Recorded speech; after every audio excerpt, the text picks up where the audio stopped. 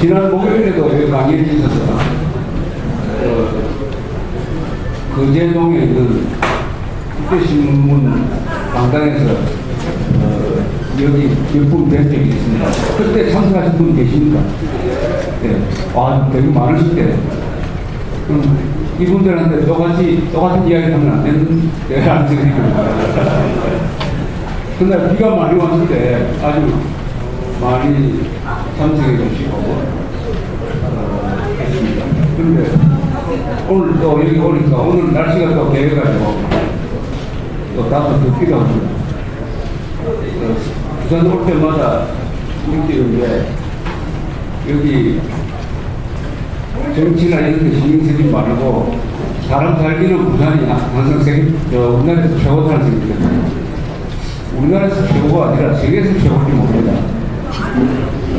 제가 여행을 많이 하는 편인데 부산처럼 이렇게 큰 항구에 이렇게 좋은 경치에 물가가 싼 편이고 또 경제 걱정 별로 안 해도 되고 또 다양한 경치 이런 데가 별로 없는 게 아니라 없어요. 부산은 세계에서 가장 아름다운 항구죠. 크고 아름답고 편하고 이런 데서 어떻게 보면 여러분들은 되게 편한 노후를 보내고 계시다고 생각합니다. 이 정치, 언론 이런 걸 보면 짜증이 나시겠지만 그것은 우리의 현장의 삶은 아닙니다. 현장에서 우리가 사는 삶은 아닙니다. 그것은 언론에 보도된 세상이에요. 우리나라에는 두 가지의 세상이 있습니다. 하나는 여러분들이 일상적으로 아침에 일어나셔가지고 식사하시고 지금처럼 친구들 만나고 그리고 주무시고 또 경조사에 가고 아프고 하는 그런 삶이 있고 또 하나는 언론에 보도되는 삶이 있습니다. 언론, 신문, 텔레비전 화면에 보도되는 또 다른 세상이 있습니다. 근데 이 두 세상은 같지가 않습니다. 언론은 항상 이 삶을 왜곡합니다. 왜곡. 그대로 보여주지 않아요. 그 중에서 가장 보도하기 좋은 장면만 보여줍니다. 근데 이 언론의 속성은 뭐냐? 기자들의 속성은 뭐냐 하면 정상적으로 돌아가는 것은 이게 뉴스가 아니에요. 그래서 기자들 사이에 이런 말이 있습니다. Good news is no news. 좋은 소식은 뉴스가 안 된다 이렇게 얘기합니다. 좋은 소식. 그래서 이 정상적으로 사는 사람, 모범적으로 사는 사람은 태어났다가 돌아가실 때까지 한 번도 신문에 이름이 안 나옵니다. 한 번도 신문에 이름이 안 난 분이 제일 좋은 분이에요. 이분들이 우리 이 나라를 버티고 있는 분입니다. 신문에 나려면은 좀 어떤 방향으로 좀 특출해야 돼요. 특출하게 잘하든지 특출하게 못해야 됩니다. 금메달을 따든지 수갑을 차든지 그런 이 언론의 속성을 아시면 안 됩니다. 언론을 보고 일비일이 하는 것은 상당히 좀 위험합니다. 언론을 보고 우리의 삶, 우리가 겪고 이게 진짜 세상이라는 것. 그리고 이 언론이 전통적인 언론은 그래도 우리 현장의 삶을 뭐 비슷하게나마 보도하는데 이 한국의 언론은 그 기자들의 눈이 왜곡되어 있어요. 기자들이 약간 분홍색 안경을 끼고 보도를 하기 때문에 이 세상을 상당히 두스름하게 왼쪽으로 이렇게 잘못 전하는 경우가 많습니다. 가끔 무슨 이야기를 하다가 막히면 신문에 났던데 이렇게 이야기합니다. 신문에 났던데. 과거에는 신문에 났던데 하는 게 진실이었는데 지금은 신문이 났던데 하면 일단 의심을 해요. 일단 의심을 하고 스스로 뭐가 진실인지를 확인할 필요가 있습니다. 6년 7월 8일이라는 말 아십니까? 6년, 한자로 6년 7월 8일. 60대가 되면은 한 해가 다르다. 70대가 되면 한 달이 다르고 80대가 되면 하루가 다르다. 이걸 6년 7월 8일이라고 합니다. 오늘 여기 모인 분들이 거의 다 6년 7월 8일에 해당되실 것 같은데, 그러면서도 이렇게 편안한 얼굴을 하시고 계시는 이 집합 계정으로서의 그 인상이 참 좋습니다. 여기 오시는 분들 인상이 참 좋아요. 그것은 한국이 짜증스럽기도 하지만은 괜찮은 나라라는 증거입니다. 괜찮은 나라는 증거예요.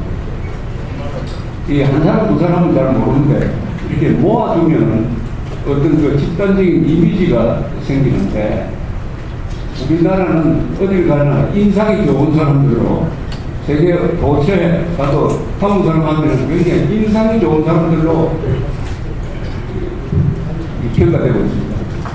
제가 유럽에 가서 한국 사람들이 이렇게 모여서 다니는 거 보면 우선 옷을 참 잘 입는다는 생각입니다. 특히 여성분들은 옷을 참 잘 입고 인상이 밝고 그렇습니다.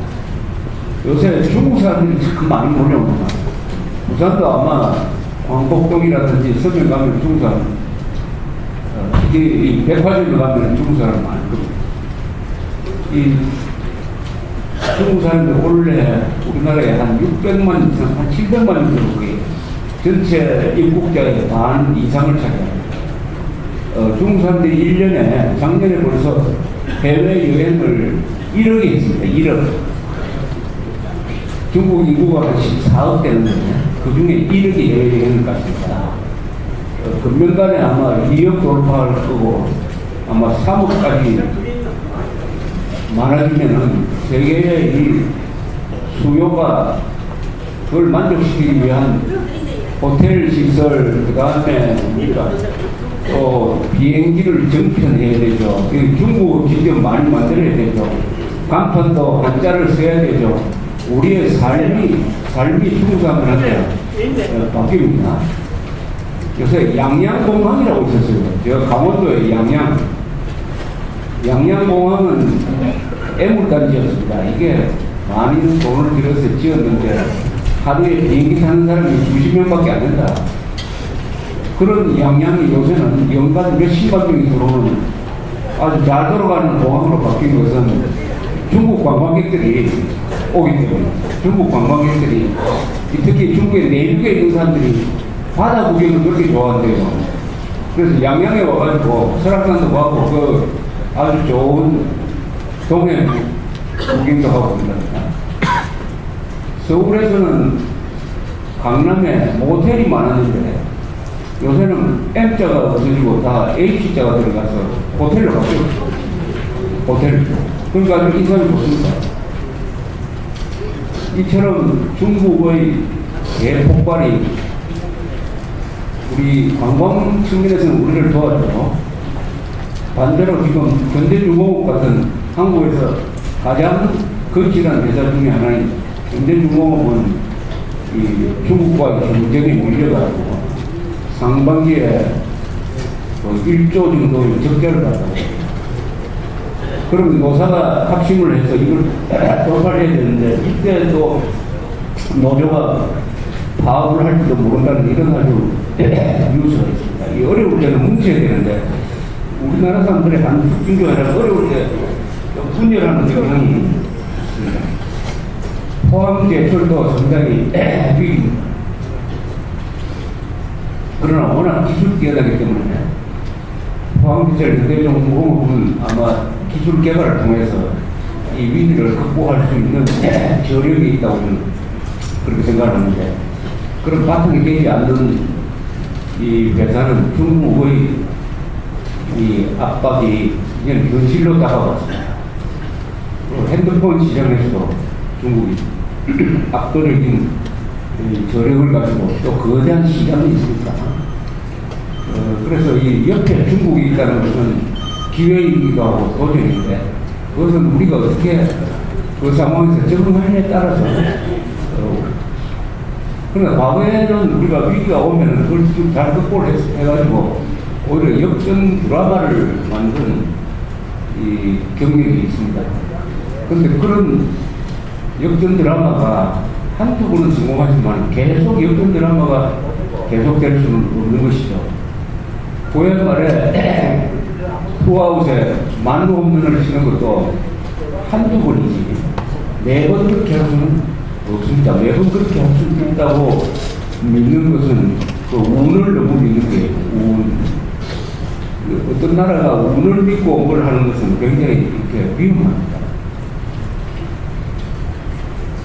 다만 우리가 여기 계시는 분들은 이제 연세가 드신 분들이니까 이 세상이나 우리나라 사정을 바라볼 때 너무 현실에 집착해가지고 짜증을 부리신다든지 그렇게 되면 생활이 좀 불행해지니까 그렇게 할 필요는 없다고 생각을 합니다.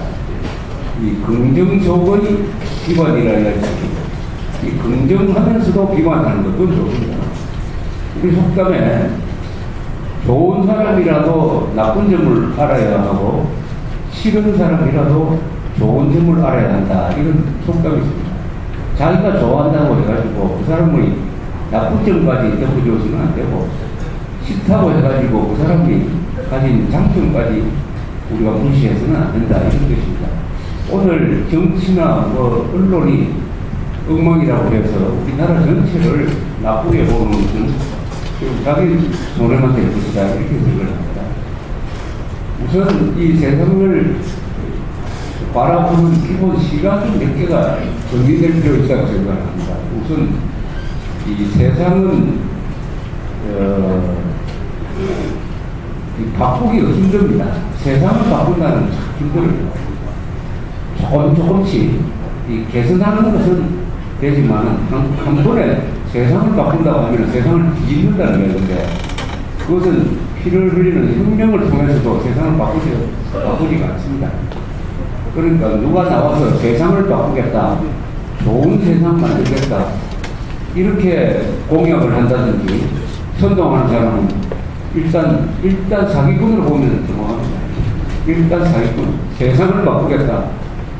세상은 만들어가는 겁니다. 바꾸는 게 아니고 세상은 고쳐가는 것이지 세상은 바꾸는 게 아닙니다.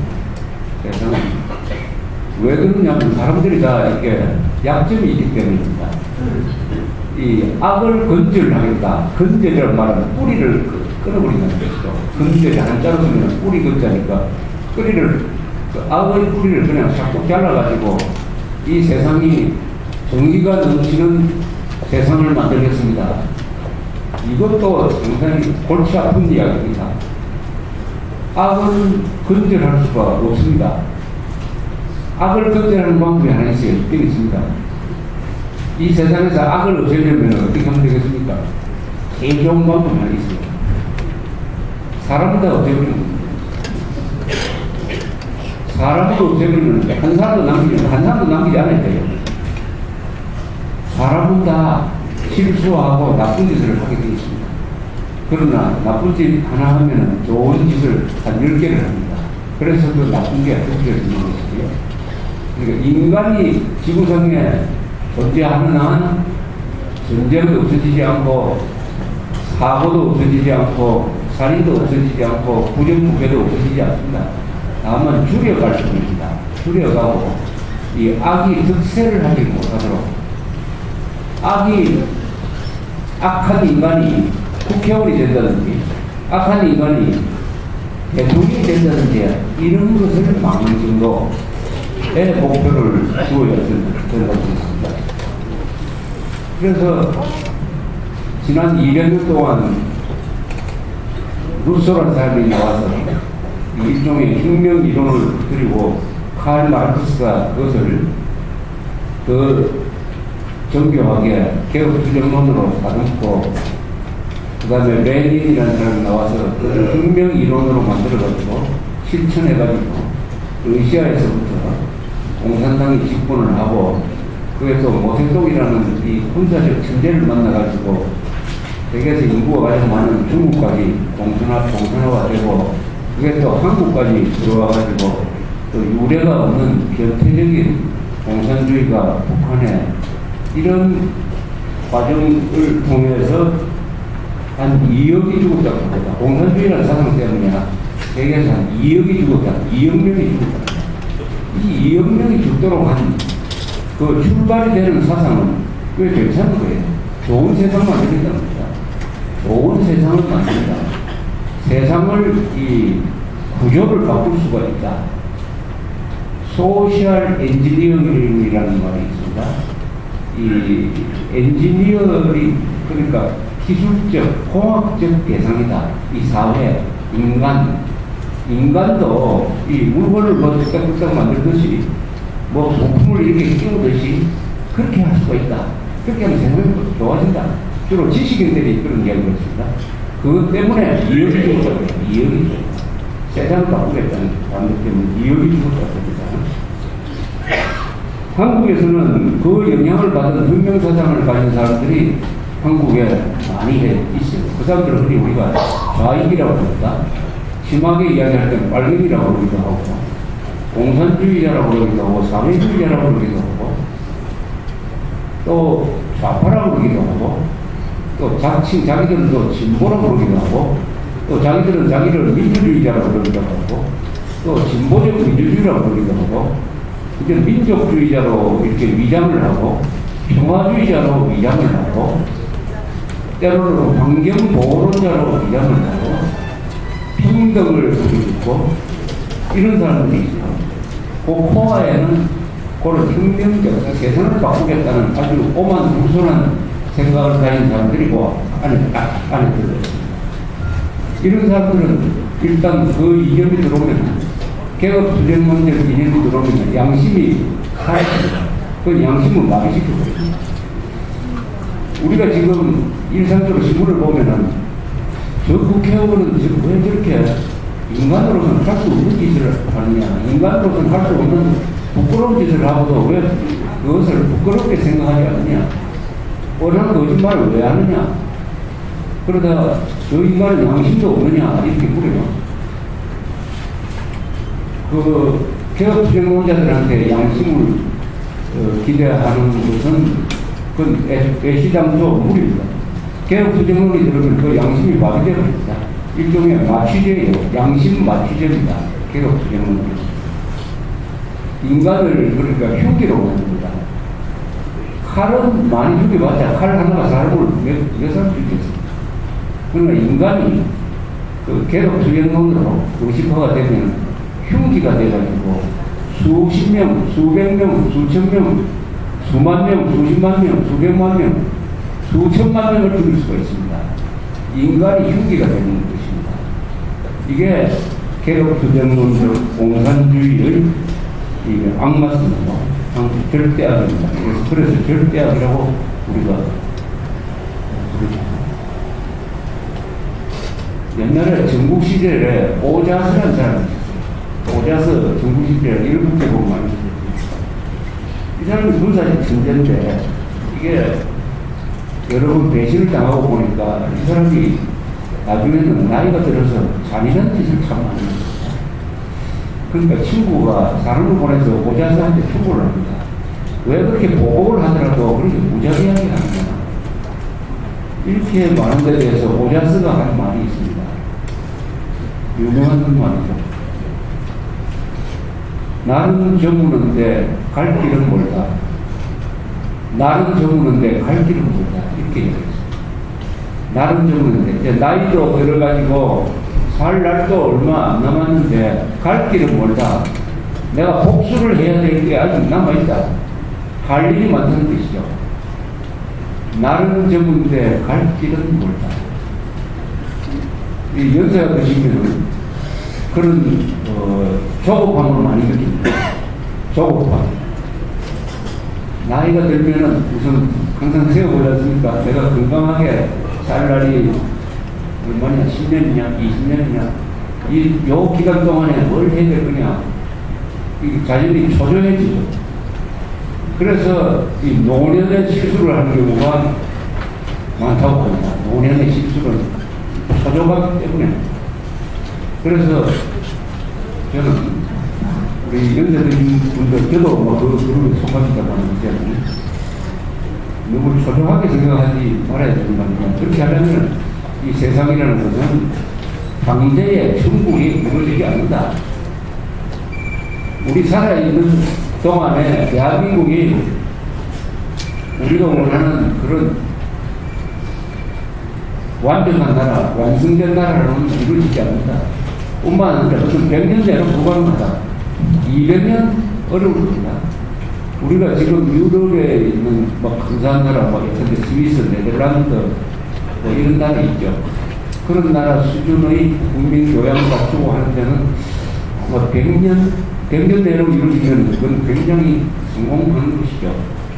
그렇게 당대에 우리 눈앞에서 그런 좋은 나라가 완성되는 것을 기대하는 것은 무리입니다.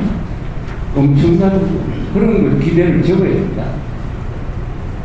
그러면 조금 편안해지겠죠. 그 다음에는 이 중력 문제에 대해서는 직시를 할 필요가 있겠죠. 직시. 생명의 문제, 그리고 삶과 죽음의 문제를 직시를 할 필요가 있습니다. 죽는 문제입니다. 사람이 어떻게 죽느냐, 어떻게 태어나느냐도 중요하고, 어떻게 죽느냐도 굉장히 중요한데, 우리나라 사람들의 특징 중에 하나가 이 죽음의 문제를 회피를 합니다. 근데 비행기 타고, 비행기가 갑자기 뭐 바다에 착륙할 때는 구명 자켓을 끼고 비행기 안에서는 불어서는 안 되고 비행기 나가서 그거 듣기 싫어합니다. 우선 그런 상황 자체를 생성한다는 게 기분 나쁘니까 거기에 대해서 별 관심이 없죠.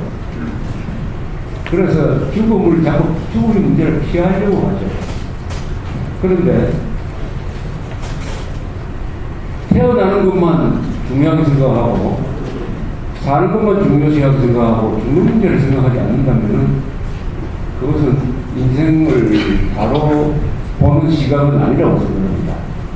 이 죽는 문제를 어떻게 보면 주로 이거는 종교하고 연결이 돼요. 종교하고 연결. 그런데 이제 내세가 있느냐, 죽고 나서 저승이 있느냐, 천국이 있느냐 하는 이런 문제를 가지고 이제 고민을 하게 되는 거죠. 그것도 과학적으로 이렇게 해부해가지고 많이 팔리는 책 중 하나가 임사체험이라는 책이 많이 팔립니다. 임사. 죽음에 임박해가지고 죽음을 경험했는데 다시 살아난 사람. 죽다가 다시 살아난 사람이죠. 그런 사람들이 체험, 이 증언을 들으면 뭐, 누가 좀 기절합니다. 그래서 이 죽음의 문제도 이제는 한번 진지하게, 어차피 피할 수 없으니까, 피할 수 없으니까 생각을 합니다. 저도 확신한 것은 50년 뒤에는 저거 없으신 거 아닙니까? 50년 뒤에는. 40년, 제가 40년 하면 110, 그건 모르겠습니다. 110살까지 살지 모르겠습니다. 좋아지가. 그러나 50년 뒤도 자신 없어요. 그러니까 이런 문제를 우리가 건강할 때 한번 직시해가지고 피하지 말고 그렇게 해야 될 이유가 있습니다. 그렇게 하면은 하루하루 사는 게 또 다르게 보이거든요. 그런 큰 틀로서 우선 이 사물을 볼 때는 크게 보고 그 다음에 작게 보아야 되거든요. 작게 보는데 집중하다 보면 크게 안 보여요. 이 나라의 문제라든지 인생의 문제라든지 역사의 문제 크게 보고 그 다음에 내가 쓴 위치가 어디냐 이렇게 작게 보는 방법이 있습니다. 크게 보면 대한민국은 이렇게 크게 보게 되고요. 크게 보면 대충 그 전체 모양을 알 수가 있습니다. 크게 보면 뭐냐, 한국은 이런 나라죠. 인구가 5천만이죠. 1인당 국민소득이 요새 많이 하는 구매를 기준으로 3만 달러입니다. 그 다음에 민주주의를 하는 나라, 복지도 하는 나라가 세계에서 몇 개 나라입니다. 중국은 여기 안 들어갑니다. 중국은. 러시아도 안 들어갑니다. 인도네시아도 안 들어가요. 또 인구 많기로는 나이제리아도 인구 많아요. 필리핀은 최근에 1을 이뤘습니다. 이거 다 제가 말씀드린 그룹에 안 들어갑니다. 인도도 안 들어가요. 브라질도 안 들어갑니다. 5천만 인구에 3만 달러, 1인당 국토 3만 달러 이상, 그 다음에 민주주의를 하고 복귀를 합니다. 미국, 인구가 한 3억 개입니다. 그 다음에 일본, 1억 2천만, 인구 수를, 그 다음에 독일, 약 8천만, 그 다음에 영국, 프랑스, 이탈리아, 인구가 비슷합니다. 6천만, 그 다음에 한국, 인구 5천만. 그러니까 한국이 인구 5천만 이상을 가진 나라에서 1인당 국민소득 3만 달러, 민주주의 복지를 하는 세계에서 7개 되는 나라 중에 한 나라입니다. 7나라. 여기에 무슨 이의가 있습니까? 그리고 여기서는 잡축의 박수를 한번 쳐주시고. 그러니까 여러분들 태어나셨을 때 우리나라 랭킹이 어떻게 되겠습니까? 태어나셨을 때 그때는 아마 식민지 일제 식민지에 태어나신 분도 있고 해방 혼란기 때 아니면 6.25 때 태어나신 분이 있습니까? 그때 랭킹은 대충 그때 나라가 한 110개 나라 정도 됐습니다. 우리나라 랭킹이 한 90등, 110개 나라 중에서 90등. 무슨 나라가 생존하냐 마냐 하는 이런 단계에 있으니까 랭킹이 모르겠죠. 점점 이 랭킹이 올라갔습니다. 70년 동안에 올라갔습니다. 전쟁을 겪고도 올라가고, 참기 아니에요. 쿠데타가 나도 올라가고, 전국 대통령이 가야를 해도 올라가고, 대통령이 암살해도 올라가고, 검찰대도 올라가고, 광주 사태가 나도 올라가고, 금융위기가 와도 올라가고, 대통령이 자살해도 올라가고, 계속 올라갑니다. 그거 이상하죠? 무슨 일일까? 이 저력을 확인한 다음에 설까든 국회를 규탄하든 해야 이 세상을 바로 보는 겁니다.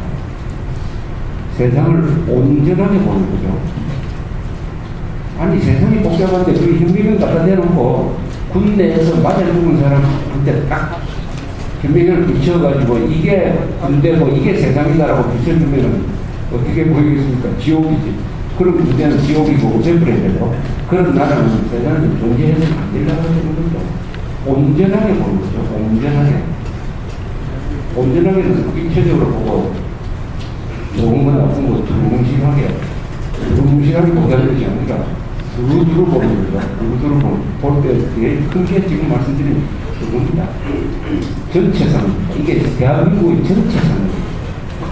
70년 만에 가장 약하고 가장 못 살던 나라가 7개, 7대, 이게 진짜 G7입니다. 이게 진짜 G7입니다. 그럼 여기에 동의를 하신다면 일단 우리는 세상을 낙관이 됩니다. 짜증을 부리더라도 그 정도까지 이런 나라 망하겠다든지 이 세상 우리가 그 살아서 이렇게 이야기해주면 참 곤란해요. 총체적 긍정입니다. 총체적. 그 다음에 이 7개 나라도 이게 따져볼 필요가 있는데 한국을 빼는 다른 6개 나라는 공통점이 있습니다. 먼저 산업혁명을 하고 먼저 무기를 만들고 해가지고 약한 나라를 침략해가지고 식민지를 만들고 거기서 생산되는 자원을 가지고 와가지고 이렇게 해서 말하자면 식민지 경영을 했습니다. 침략을 했습니다. 전쟁을 수도 없이 했어요. 그게 나쁘다 좋다를 떠났으면 그게 꼭 나쁘다고 볼 수 없어요. 그게 또 인류의 발전에 기반받을 수 있다. 그러나 어쨌든 외국을 침략하지 않고서 이렇게 발전한 나라는 5천만, 3만 그 클럽에 들어간 나라는 한국이 유일합니다. 이건 어떻게 또 해석할 수 있느냐. 한국 사람들은 발전할 때 외국에 폐를 끼치지 않았거든요. 해를 끼치지 않습니다. 그러니까 착하게 발전했다는 겁니다. 착하게. 집단적으로 하면 한국 사람들이 가장 착한 사람들이라고 볼 수 있습니다. 착하게, 성실하게, 열심히 해가지고 G7에 들어갔다. G7에 착하게 했다. 일본이 열심히 한 건 사실이지만 착하게 했다고 볼 수 없어요. 착하게. 미국도 열심히 한 건 사실이지만 그중 가장 착한 나라지만 그래도 필리핀도 시민지로 만들고 멕시코하고 전쟁도 해가지고 캘리포니아 좀 텍사스 이것 따면 전부 옛날에 멕시코 땅입니다. 다 빼앗으니까. 그리고 인디안도 삭시를 말렸죠. 콜럼버스가 미국을 발견한 게 아니죠. 콜럼버스가 인디안한테 발견이 된 거죠. 1496년. 그때 남북 아메리카에 살고 있었던 우리하고 피줄이 약간 연결된 아메리칸 인디안이 6천만 명이었다고 합니다. 6천만 명. 6천만 명, 거의 대부분이 그 100년 뒤에 다 죽었습니다. 전염병으로 죽고, 죽이기도 하고. 그래서 오늘날은 미국이 있는 거죠. 그래서 미안해 놓으니까 요새 미국에 가면 인디안 레저베이션이라고 해가지고, 인디안 거주, 집단 거주 지역을 해가지고, 거기 도박장을 개설하게 해가지고, 또 세금도 안 내게 해가지고, 지금은 원주민을 잘 대우하고 있습니다. 그것도 미안해서 그렇거든요. 19세기까지 노예제도를 가지고 있습니다. 노예제도. 그러나 지금은 가장 좋은 나라, 가장 어려운 나라가 되어가지고 인도주의를 앞장서고 이렇게 하고 있습니다. 우리나라는 그런 적이 없어요. 우리가 힘이 없어서 그랬다고 이렇게 해석할 수도 있지만 결과적으로 따지면 우리가 가장 착하게 발전했다. 이 점에 대해서도 우리는 굉장한 우리 자부심을 가져야 됩니다. 이런 세상을 여기 계신 분들이 그 굉장한 드라마를 만든 주인공입니다. 이 당대에 어떻게 보면 당대에 천국은 못 만들었지만 당대에 굉장한 나라를 만들었습니다. 자, 여기까지는 좋은 점만 말씀드리고 이 나쁜 쪽으로 이야기하면 또 많아요. 국회는 더 많을 것도 없죠. 요새 언론에 자꾸 국회 선진화법이라고 나오는데 그 국회 선진화법이라는 건 없습니다. 검찰개혁을 아무리 뒤져도 국회 선진화법이라고 해서 찾을 수가 없어요. 그것은 언론이 만든 거짓말입니다. 국회 선진화법을 바꿔야 됩니다. 그건 말이 됩니까? 국회 선진화법을 왜 바꿉니까? 국회를 선진화시키겠다는 법인데 왜 바꿔야 돼요? 국회 거의 부진화법을 바꿔야지. 국회 식물화법을 바꿔야지. 국회 동물화법을 바꿔야지. 왜 국회 선진화법을 바꿉니까? 제가 말씀드리기 전에 국회 선진화법이라는 게 있다고 생각하는 사람은 있으면 솔직하게 손을 들어보세요. 이걸 적으시네. 여기서 쏘는 사람도 됐는데. 그거는 국회법에 2011년에 신설한 4개 조항이 있습니다. 4개 조항. 그것을 만드는 사람들이, 그때 좀 새누리당입니다. 만드는 사람들이, 야, 이렇게 하면 국회에서 몸싸움도 없어진다. 몸싸움도 없어진다. 오손도손 합의해가지고 국회가 통과해야 된다. 전기톱도 없어지고, 망치도 없어진다. 그러니까 국회 선진화법이다. 라고 하니까, 이 기자들이 그걸 그냥 받아서 그게 국회 선진화법이라고 했어요. 국회 선진화 조항이라고 하면 뭐 말이 되겠죠. 근데 이 4개 조항이 뭐냐. 국회 법안이 통과될 때는 항상 상임위원회에서 이렇게 논의를 거쳐서 본회의로 올라갑니다. 그 과정이 몇 개 단계가 있어요. 그 단계를 거칠 때 많은 경우에는 3분의 2, 적은 경우에는 5분의 3의 동의를 거쳐야 본회의로 법이 올라갈 수 있도록 이렇게 장군장치를 만들어놨습니다. 그런데 새누리당은 지금 국회 의석수가 한 55% 됩니다. 그걸로는 안 돼요. 60%가 돼요. 60%. 그렇게 안 되면 거의 전부 다는 아니지만 거의 모든 법을 통과시킬 수가 없게 되거든요. 왜 이렇게 했느냐 하면 새누리당이 가만 계산을 하니까 2012년 4월 총선에서는 우리가 틀림없이 야당이 될 것이다. 이렇게 생각했습니다. 그리고 야당이 되어도 저 여당이 될 것이 들보면 저 민주당한테 브레이크를 걸기 위해서는 이런 장치를 만들어야 되겠다라고 판단을 해서 새누리당 주도로 만들었습니다. 그런데 선거를 해보니까 여당이 되어버렸어요. 여당이 됐습니다. 이제 거기 법이 필요 없게 됐어요. 그래서 그런 여론이 있었습니다. 이 법 통과시킬 필요가 없다. 이 법 통과시키면 우리가 완전히 마비된다, 식물이 된다라고 이야기를 했는데 그때 또 마음을 바꿔서 이걸 그동안에 이 법이 좋다고 선전을 해놓으니까 이걸 또 바꾸려는 논리를 만들기도 좀 어렵고 그렇게 했다가는 그때 대통령 선거를 앞두고 있었으니까 대통령 선거에 불리해야 된다. 이래서 통과시켰어요. 그것도 18대 국회가 통과시켰습니다. 이 국회가 통과시킨 게 아닙니다. 이제 국회의원 선거가 끝나서 나갈 사람들이, 어디 보면 나갈 사람들이 어떤 집에 전세 들어서 있던 사람이 나가면서 들어오는 사람 물어보지도 않았고 집 구조를 바꿔놓고 나가버린 거예요.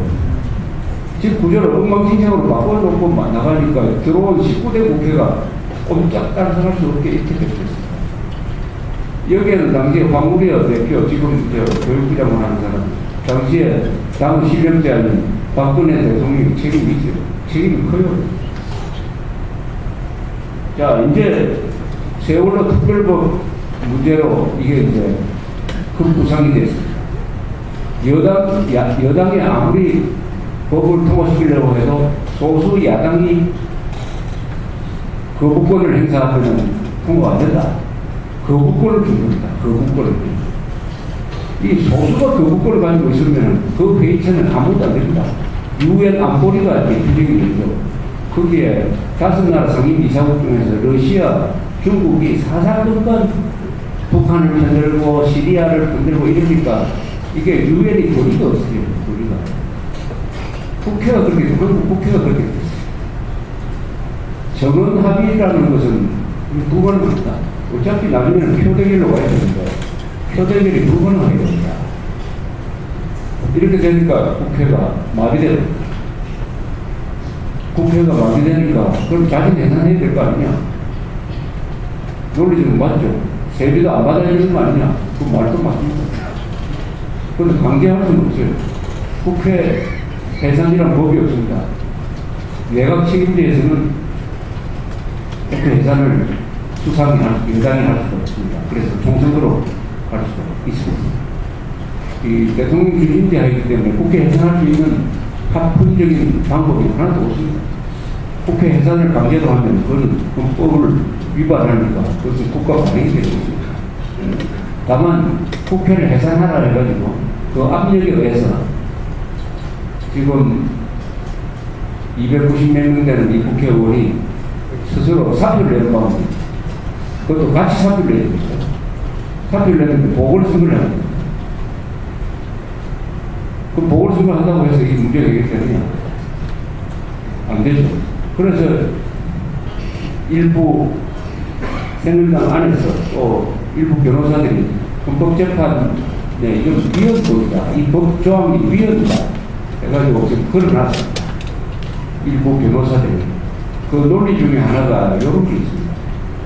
헌법에는 보면 국회는 다수결, 특별한 규정이 없는 한 다수결 원칙에 의해서 이렇게 되어 있는데 이 몇 개 조항의 개정에 의해 가지고 개정 또는 신설에 의해 가지고 어떻게 되어버렸느냐 하면은 거의 대부분의 법의 다수결이 통용되지 않게 된다. 그러니까 법률을 개정해 가지고 헌법 개정과 비슷한 효과를 내도록 했다. 법률은 헌법 밑에 있는데 하위 법률을 개정함으로써 헌법을 무력화시켰다. 헌법상의 다수결 원칙을 무력화시켰으니까 이것은 위헌이다. 이런 논리를 개발했습니다. 아주 근사한 논리예요. 그런데 헌법재판소가 정상적이라면 아마 그것은 이건 위헌이다라고 판결을 해야 될 상황인데 그렇게 하기가 힘든 것이 국회가 결정한 것을 헌법재판소가 이렇게 바꿀 수 있느냐 이런 고민을 하게 됩니다. 눈치도 보게 될 것이고 그래서 헌법재판소에 갔지만 그 결정됐는데 몇 년 후일 거예요. 지금 제도적으로는 이 국회 식물학 상태를 해소할 방법이 현재 없습니다.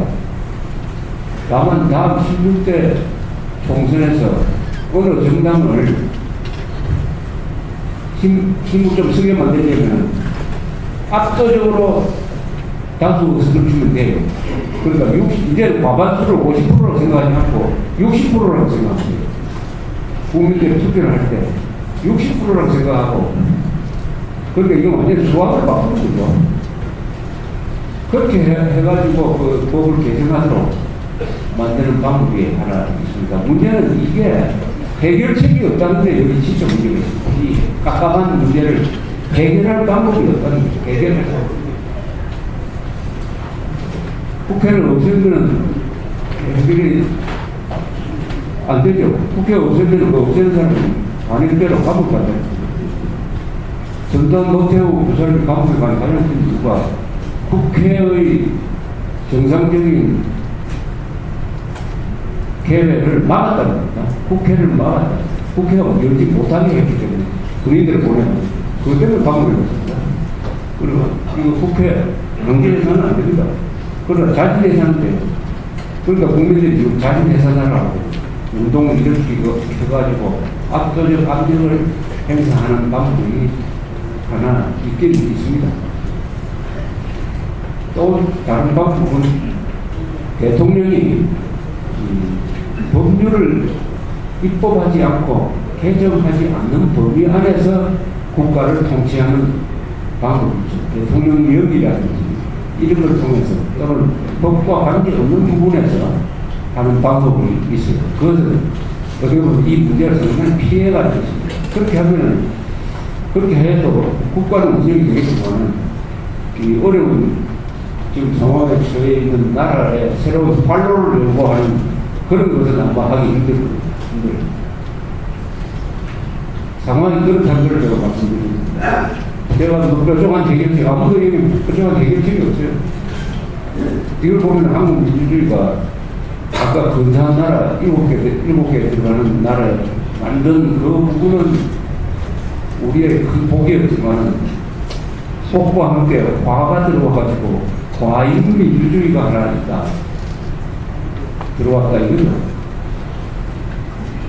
그러니까 이게 국가 발전할 때 한국 사람들이 경제도 발전시키고 안보도 발전시키고 국회도 굉장한 나라를 국회로 만들고 언론도 굉장한 국회가 되고 했으면 좋겠는데 이게 발전하는데 도구로 발전하는 것이 아니라 기업, 과학, 기술, 군대 이쪽이 먼저 발전을 하고 다른 부분은 뒤늦게 따라오거나 뒤로 가는 이런 현상이 일어난다는 그런 뜻입니다.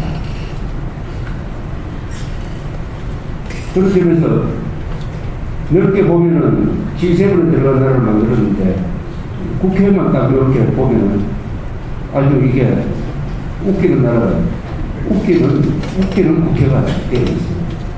웃기는 국회가 되어 있습니다. 그런데 또 이 세계 여러 나라 이렇게 둘러보면 또 위안을 받습니다.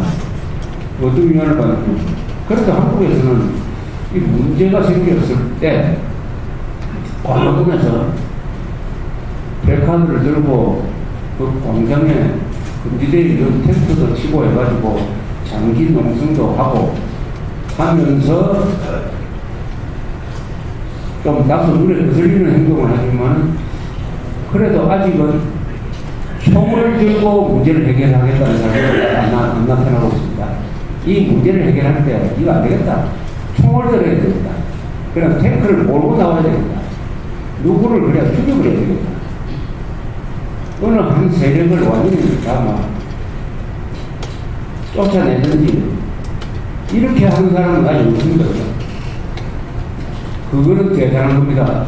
여러분 어떤 문제 해결을 할 때 이런 국가적 문제가 있을 때 총 들고 나오는 사람이 없는 나라라는 것은 굉장한 겁니다. 그런 나라를 70년에 만들었다는 게 이게 기적입니다. 상당수의 나라에서 그런 문제가 생기면 총 들고 나옵니다. 반란을 일으키든지 그러다가 지금 시리아처럼 되든 이라크처럼 되든지 저 필리핀에는 아직도 이슬람 무장 세력이 있어가지고 어느 지역은 완전히 독립국처럼 행세하고 이렇게 합니다.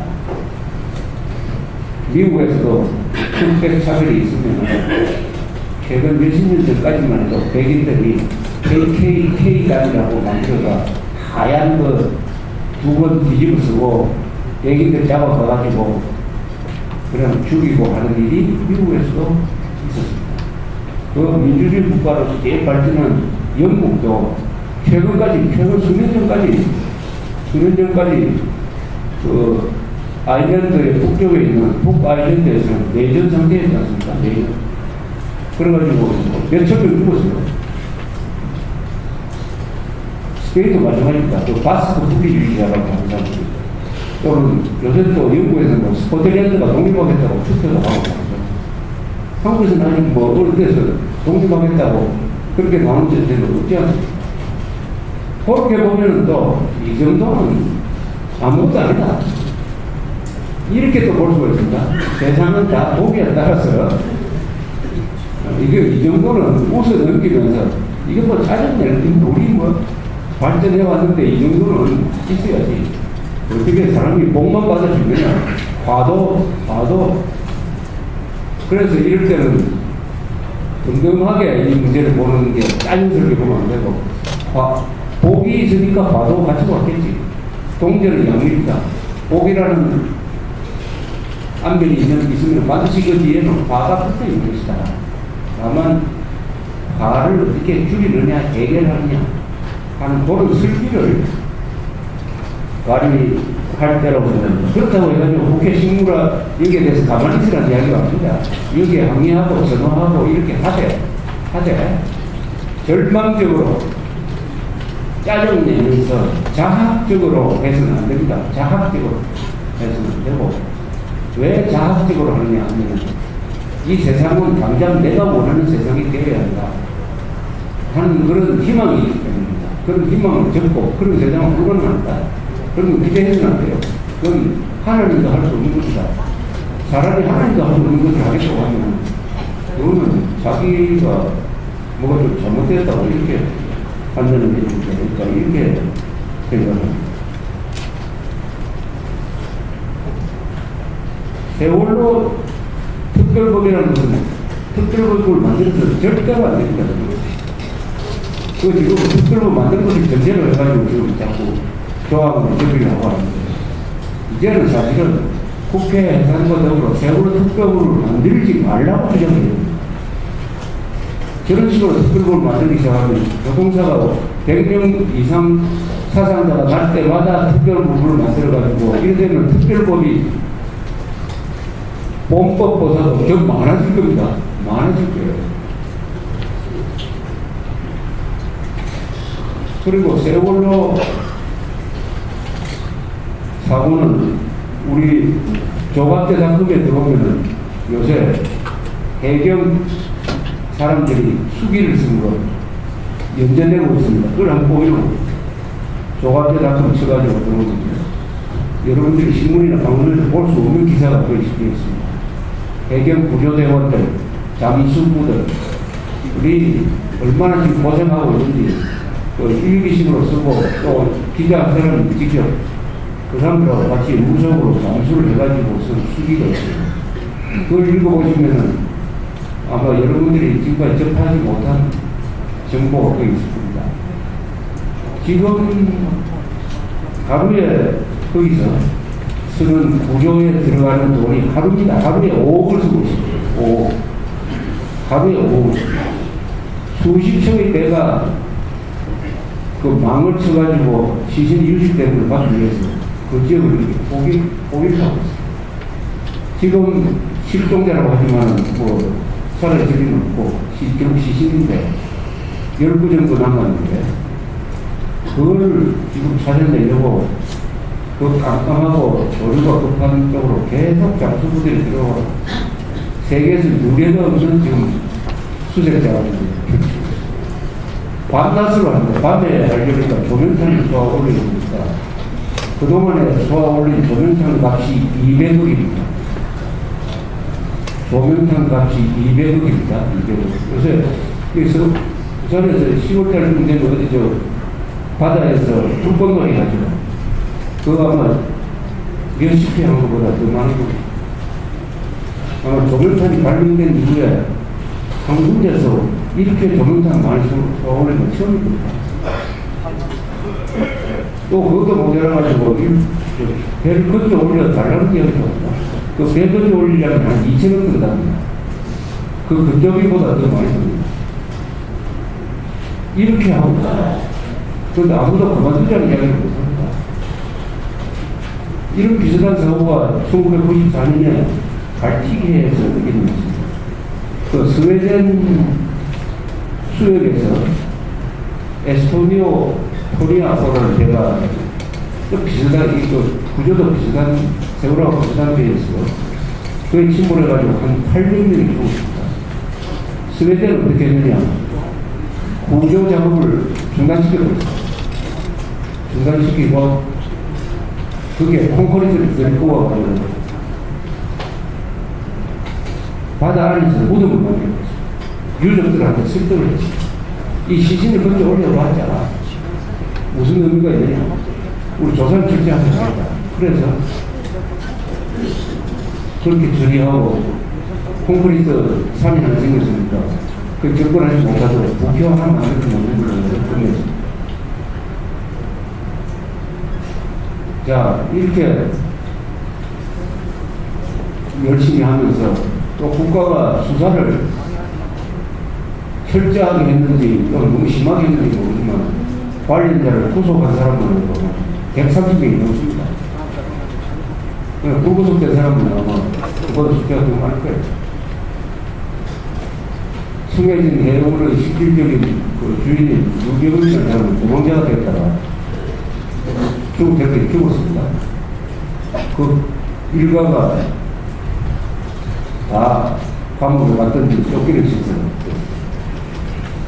이렇게 했는데 진상조사를 왜 해야 된다고 싶고 이야기하는데 뭐가 진상조사 이렇게 해가지고 더 나올 진상이 뭔지 모르겠습니다. 지금까지 여러분들이 아는 거 말고 더 나올 건 별로 없을 거예요. 앞으로 더 나올 게 있다면 배경이 너무 욕을 많이 먹었구나. 우리가 해경을 너무 많이 욕했구나 하는 그런 정보는 아마 더 많이 얻을 수 있을 거예요. 더 많이 나올 거예요. 자, 이렇게 되었으면은 이제는 그렇다고 세월호 특별법 안 만든다고 나올 수는 없을 겁니다. 이미 나온다는 전제로 해서 그 몇 개 조항을 손질하고 있는데 새누리당은 더 이상 양보는 못할 거예요. 또 여론이 지금 뭐 변해가지고 세월호 일부 유족에 대한 그 반감도 막 생기고 이런 거예요. 그러나 이것을 계속 끌고 가면서 이 정부에 타격을 줘야 되겠다. 한 걸 더 나가서 대한민국이라는 나라에 법치를 해야 되겠다 하는 세력이 있는데 이 세력은 설득의 대상은 아니에요. 설득 대상이 아니니까 그 사람들은 자기가 하고 싶은 대로 하다가 지쳐서 끝날 때까지 아마 할 겁니다. 그리고 호응이 없어가지고 개풀에 막 웃기듯이 터치를 했으니까 큰 정치적 사건으로 저희 동력은 여기서 끝났는데 문제는 이런 사고는 또 일어날 수 있다는 사실이에요. 임기 중에 이런 사고가 나오면 한 번 더 나면 또 어떻게 하느냐 하는 거죠. 한 번 더 나면 어떻게 하느냐. 이제 이 책임론이라는 것을 잘 살펴봐야 되겠다. 책임은 어느 선까지 지는 게 책임이냐. 사병이 사병을 때려가지고 죽게 하는 걸 가지고 일본 참모총장이 책임을 지고 옷을 벗는 게 그게 정말 제대로 된 책임론이냐. 아니면 그렇게 하면은 조직이 무너지고 책임을 어느 정도까지 지느냐. 책임에는 첫째, 법률적인 책임이 있습니다. 법률적인 책임은 그만두든지 감옥에 가는 방법으로 지게 돼 있습니다. 그 다음 도덕적 책임이라는 게 있습니다. 도덕적 책임은 어떤 경우에 해당되느냐 하면 자기가 그 사고를 막을 입장은 아니었지만은 간접적으로 부하들이 잘못해가지고 이렇게 됐다 하면 도덕적 책임을 지는 방법은 여러 가지예요. 감옥에 가지는 않습니다. 도덕적. 그러나 그만두는 수도 있고 그냥 사과하고 넘어가는 수도 있고 이렇습니다. 그런데 우리나라는 도덕적 책임을 너무 광범위하게 적용을 합니다. 광범위하게 적용합니다. 대통령까지 이렇게 올려옵니다. 일본 사람들이 제일 이상하게 생각하는 게 왜 저 사고에 대통령이 사과를 했느냐 이렇게 이야기합니다. 그런 사고는 대통령이 사과를 쓴 일이 아니다. 저게 국영회사였던 게 아니죠. 국영. 저 직접 책임은 선장입니다. 선장. 이 선박에서 일어나는 모든 책임은 최종 책임자는 선장입니다. 과적을 막을 책임자도 선장입니다. 평형수를 아니나 깨문 그것을 해서는 안 될 책임도 선장입니다. 도망가지 않고 끝까지 남아서 승객들을 안전하게 인도해야 될 책임도 선장입니다. 선장은 우리 회사 경영진이 무서워서 할 말을 못했다고 하는데 그건 변명이 안 돼요. 그렇다면 그만두고 경찰에 신고를 했어요. 그 다음에 2차적인 책임이 그 선박회사입니다. 선박회사. 그 다음에 3차적인 책임은 이것을 적발하지 못한 그 관련, 정부 부처에서 이렇게 올라갑니다. 이렇게 올라가는, 계속 올라가요. 올라갈수록 이제 책임의 한도가 줄어들겠죠. 근데 대통령까지 올라가려면 한참 올라가야 됩니다. 한참. 대통령한테 이 도덕적 책임이 있느냐? 그것도 잘 모르겠어요. 그렇다면 모든 국민이 사고를 죽을 때마다 대통령이 도덕적 책임을 느끼면 그 대통령이 괴로워서 어떻게 살겠습니까? 대통령도 사람인데 맨날 사과만 하면 어떻게 되겠습니까? 그래서 이 합리적인 책임론을 한번 정립을 할 필요가 있다 이렇게 생각합니다. 자기가 통제하고 할 수 없는 상황에서 일어난 책임은 그것은 도덕적 책임 정도로 끝내줘야 되고 도덕적 책임에 대해서는 책임지는 것은 그 사람한테 맡겨야 됩니다. 그 사람이 결정하도록 도덕적 책임을 강제해서는 안 될 것이다 이렇게 하는 그런 교훈을 하는 요새는 근데 서울에서는 특별법을 제정하라는 데모를 두 군데서 하고 있습니다. 하나는 광화문에서 세월로 유족들이었고 또 하나는 국방부 앞에서 하고 있습니다. 이 국방부 앞에서 하는 이 데모는 어느 언론에서도 보도하지 않습니다. 왜냐하면 정치인들이 관심이 없기 때문에 그 표가 안 된다는 이야기죠. 언론도 관심이 없기 때문에 뉴스 가치가 없다고 생각합니다. 그런데 그 데모하는 사람들을 우연히 제가 지난주에 한번 만나봤습니다.